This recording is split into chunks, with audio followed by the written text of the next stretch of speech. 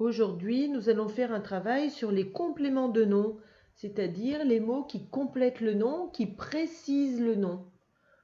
Alors, par exemple, je vais écrire quelque chose et toi tu vas le lire.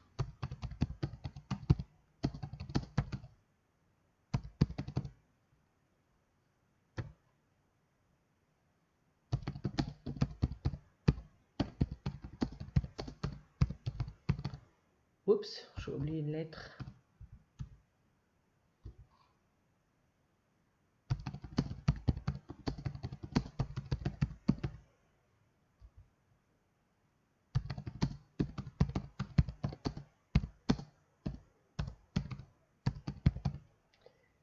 Alors, tu as lu ce que j'ai mis, on va les relire ensemble. L'oiseau de papier, les boutiques du village, les cours des maisons, les bateaux à vapeur. Alors, dans tous ces groupes de mots, à chaque fois, sur chaque ligne, on peut enlever des mots sans qu'on enlève en même temps le sens. C'est-à-dire qu'on peut enlever des mots, mais comprendre quand même de quoi on parle. Alors, dans l'oiseau de papier, qu'est-ce qu'on peut enlever? Eh bien, je peux enlever de papier, hein, et on a l'oiseau, et on sait qu'on parle d'un oiseau. Alors évidemment, on ne sait plus de quelle sorte d'oiseau on parle, parce qu'on a enlevé deux papiers qui précisaient le nom, d'accord? Donc deux papiers, c'est un complément du nom. Dans les boutiques du village, alors je vais le mettre en italique, tiens. Dans les boutiques du village, qu'est-ce qu'on peut enlever? Eh bien oui, on peut enlever du village, parce qu'on voit toujours les boutiques, et donc on sait de quoi on parle, d'accord? Donc les boutiques du village, c'est le complément du nom les boutiques, d'accord? Dans les cours des maisons, qu'est-ce qu'on peut enlever? Eh bien oui, on peut enlever des maisons, parce qu'on comprend toujours qu'on parle des cours, d'accord? Et donc, des maisons, c'est le complément du nom les cours, d'accord? Et dans les bateaux à vapeur, qu'est-ce qu'on peut enlever? Eh bien oui, on peut enlever à vapeur, puisque à vapeur, c'est un complément. Quand on enlève à vapeur, on voit toujours les bateaux, et donc on voit qu'on parle des bateaux. Mais on ne sait pas de quel genre de bateau il s'agit, hein. Donc si on met à vapeur, ça précise le nom, ça donne des compléments sur le nom, ça donne des précisions sur le nom, d'accord? Alors, tout ce qui est à droite du nom, là, de papier, du village, des maisons, à vapeur, ce que j'ai mis en italique, eh bien, ce sont toujours des compléments de nom, c'est-à-dire qu'on les met que pour préciser le nom. Et puis, regarde, ils sont tous faits avec un petit mot de, ou bien du, ou bien des, ou bien à, et puis ensuite un autre nom, papier, village, maison, vapeur, d'accord? Alors maintenant, je vais te dire des groupes de mots, et toi, tu vas, tu vas, tu vas supprimer le complément de nom, d'accord? Alors, je vais l'écrire en même temps, mais toi, tu le fais pas à l'écrit, tu le fais à l'oral, hein. Tu le dis oralement. Alors, on commence avec une table de bambou. Alors, si tu enlèves le complément de nom, tu trouves une table. Très bien, tu peux enlever deux bambous. Ensuite, la même chose avec le marchand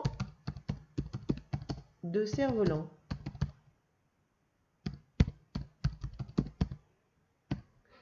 Alors, le marchand de cerf-volant, tu peux enlever deux cerfs-volants, bien sûr, hein. Donc, il reste le marchand. Très bien si tu as dit ça. La même chose avec un chapeau de paille.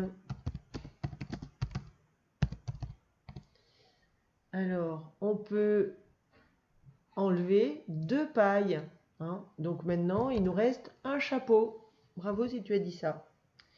Les cages à criquets.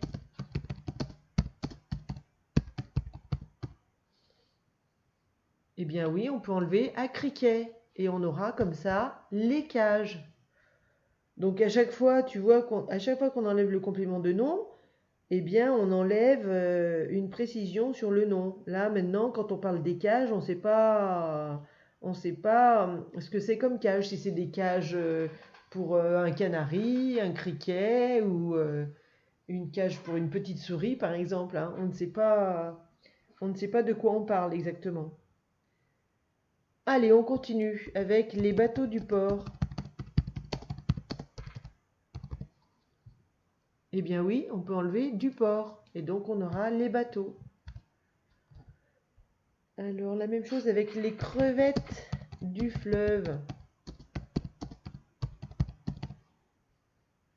Eh bien oui, tu as raison, on peut enlever du fleuve. Et il reste les crevettes.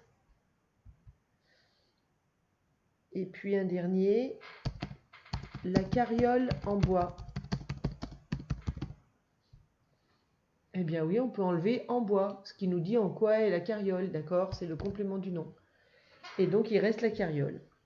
Très bien, maintenant on va faire l'inverse. Je vais te dire un mot, un nom, et toi, tu vas trouver un complément pour ce nom. Alors on va commencer par le vélo. Allez, trouve un complément pour le vélo. Eh bien moi, par exemple, je vais dire le vélo de Fa.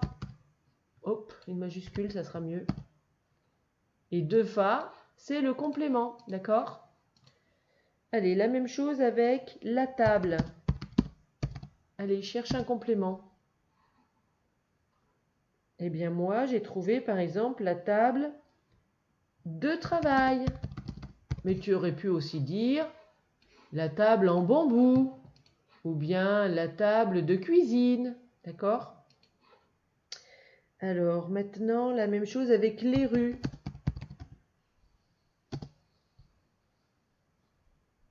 Voilà, et bien moi je peux dire les rues du village. Mais tu pouvais très bien dire les rues de la ville. Et donc ça convenait aussi. Maintenant la même chose avec une lampe.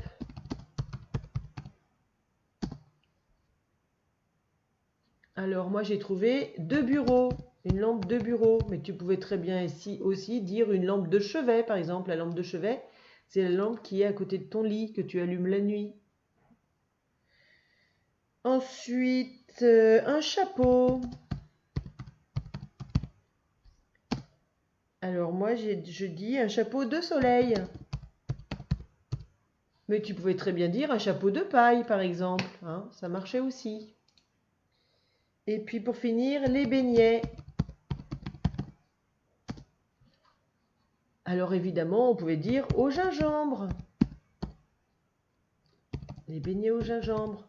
Mais si tu préfères, tu pouvais dire des beignets à la framboise ou des beignets au chocolat, hein.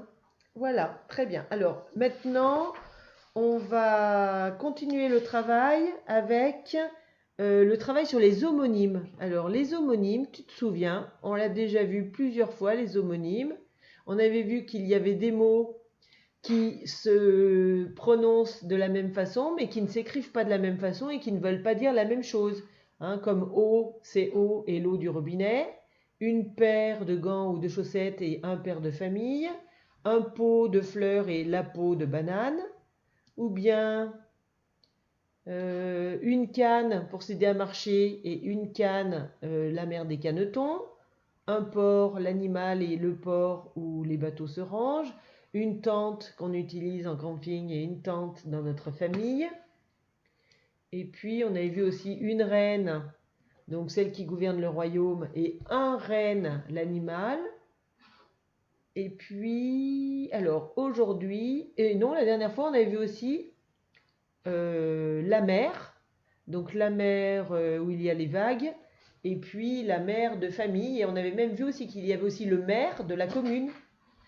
Et puis un chêne, c'est l'arbre qui donne des glands, et une chaîne, c'est-à-dire le bijou qu'on peut avoir autour du poignet ou bien autour du cou. Alors, Aujourd'hui, on va reprendre le travail avec ce tableau. Alors, tu vas lire dans ta tête, ou tu vas lire au doigt, les mots qui sont écrits dans ce tableau. Alors, tu mets en pause pour lire. Alors, ça y est, tu as lu. Donc, on les lit ensemble. Un porc, le C est muet. Un porc, le T est muet. Et tu vois que le porc, l'animal, c'est un C parce qu'on dit une porcherie ou un porcelet. Hein. Et puis, le porc avec un T, c'est parce qu'on peut dire une zone portuaire. Là, il y a une canne sur laquelle on s'appuie pour marcher et la canne, la femelle du canard. Alors là, pour se rappeler, on sait que dans un canard, il n'y a qu'un seul N. Donc sa femme aussi, elle n'a qu'un seul N. Et puis le chêne. Alors le chêne, c'est l'arbre qui donne des glands. Et puis la chaîne, qu'on peut utiliser comme pour fermer quelque chose, par exemple. Ou alors comme bijou. Hein. Et donc, tu vois que le chêne l'arbre, c'est un E avec un accent grave, alors que la chaîne, c'est AI, c'est le haie de maison. Hein. Alors, maintenant, tu vas inventer une phrase avec chaque mot.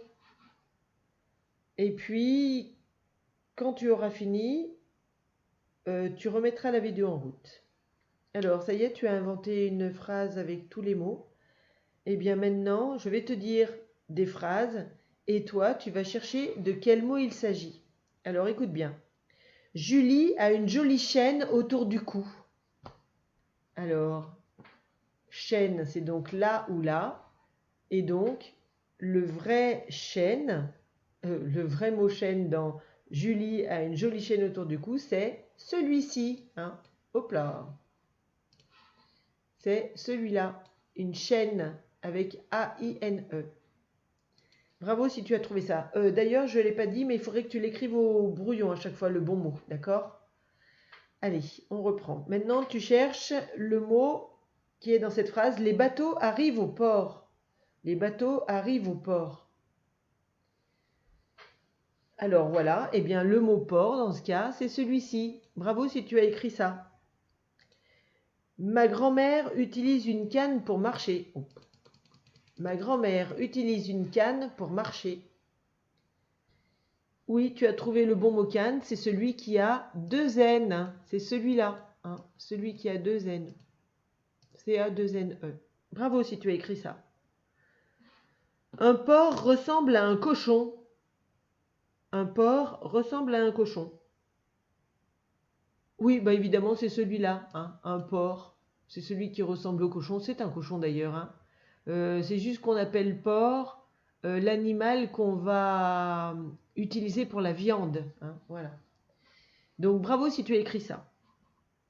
Il y a un très beau chêne dans le parc. Il y a un très beau chêne dans le parc.